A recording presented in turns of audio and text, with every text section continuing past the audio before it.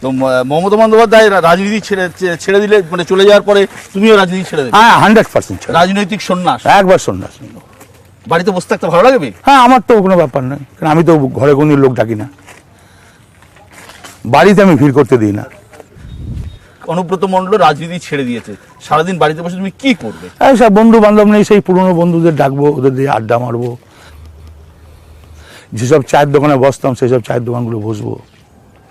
আমি তোমাকে বস মিছে কথা বলবো না, তোমাকে আমি অন্য চোখে দেখি, অন্য সাংবাদিকের সঙ্গে তোমাকে তুলনা করবে না, তোমাকে কিন্তু আমি সাংবাদিক হিসেবে দেখি না। তো সকাল থেকে খাওয়া দাওয়া কি হয়? ওই যে সকালবেলায় 2টো রুটি, আর আবার কি 2টো রুটি আর একটু পটল ভাজা বিনা তেলে। আর মাছ মাংস? না, আমি মনেরা খাই না, মনেরা খাই। হ্যাঁ? ও না, আগে খুব খেয়েছি, এখন আর খাইনি। আগে খুব খেয়েছি? হ্যাঁ, আগে আমি 1.5 কেজি মাংস খেতাম। হ্যাঁ, 1.5 কেজি মাংস খেতাম।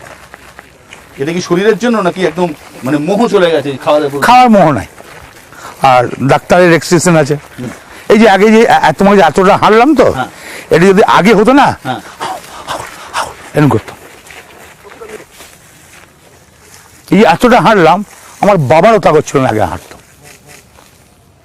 এইখান থেকে কোনো ব্যাপারই নাই।